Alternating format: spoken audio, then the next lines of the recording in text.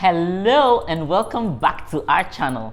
If you're new here, my name is Enam, a professional loctician here to guide you through all things locks, and I mean everything locks, from the tips, the tricks, the hacks, the methods we use on a daily basis in the salon.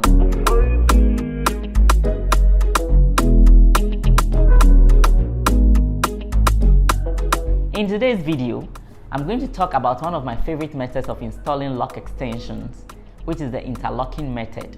In my previous video, I talked about the crochet method. Today is the interlocking method. When you visit our website, www.enamslocks.com, you will come across two different types of lock extensions, the crocheted locks and the interlocked lock extensions. Today is about how to install those lovely interlocked extensions. Relax and let's see how it goes. Today, we are attaching 10 inches lock extensions to her 4 to 5 inches loose natural hair. We decided to part the hair into various sections for her to be sure that is what she wanted. Then the installation started.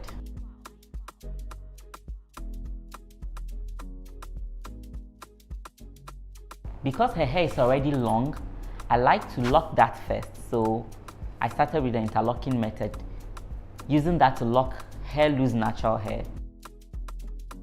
And it was a 4-point rotation from left, goes in that order. When doing this, make sure you don't pass your lock through the same spot twice. It will create a hole. That is very difficult to seal, or in some cases, if it's not done well, that hole remains in the lock for a very long time.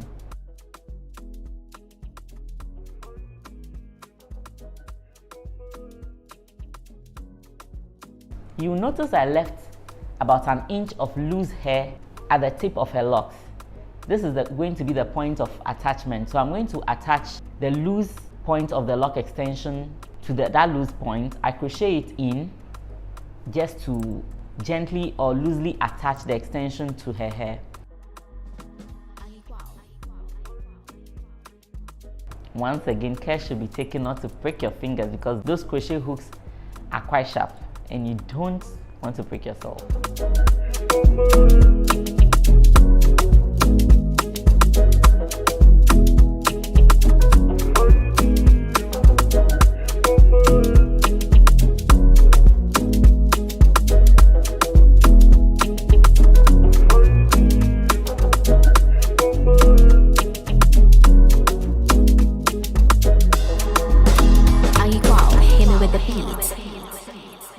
I now take the Enam's interlocking tool. That is the extra small size I'm using. You can use the bigger size, but I prefer to use the extra small size because it doesn't keep coming off the lock. So I just prefer to do that. So I begin to interlock the joint using the same 4-point rotation. Careful not to create any holes in the lock until the entire section is covered. It's quite simple, it's quite straightforward.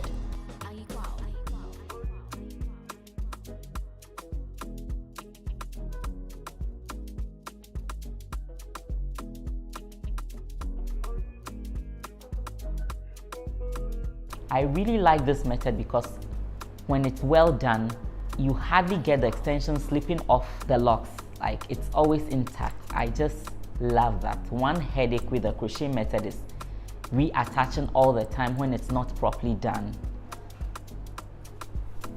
But with the interlocking method, you don't have that. Just make sure you don't leave any soft spots. So I go over again to see if my lock tool can go through any spot. If I'm able to go through, then that is the weak spot, so I'll just lock that in.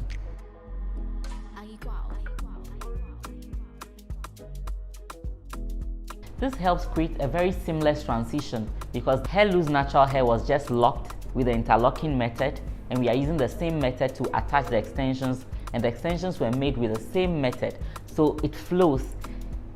I'm not really for using the crochet method to attach the interlock extensions because it creates some difference. I don't know, you'll be able to see the difference in texture at the point of attachment and the lock extension. So I just prefer not to use the crochet method. I only go over with a crochet hook so that I tack in those loose strands on the body of the lock.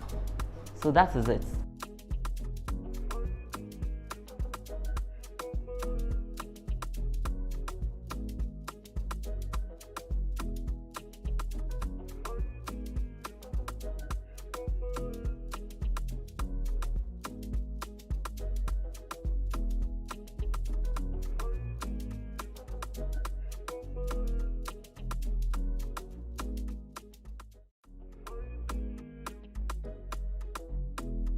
We are going to do this over and over and over again until the entire head is done.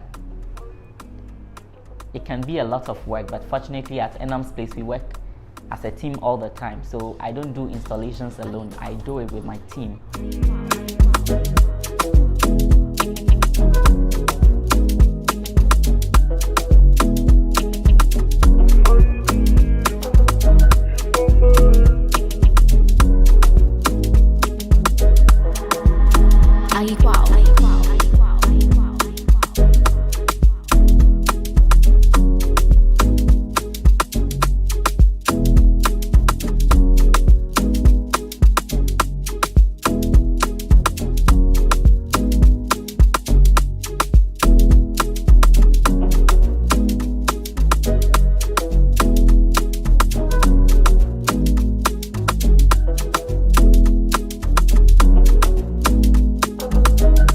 So that is it. We use 10-inch small textured interlock extensions. Size is small, 0.4 to 0.5. Length is 10 inches. The color is natural black. And the type is textured interlocks.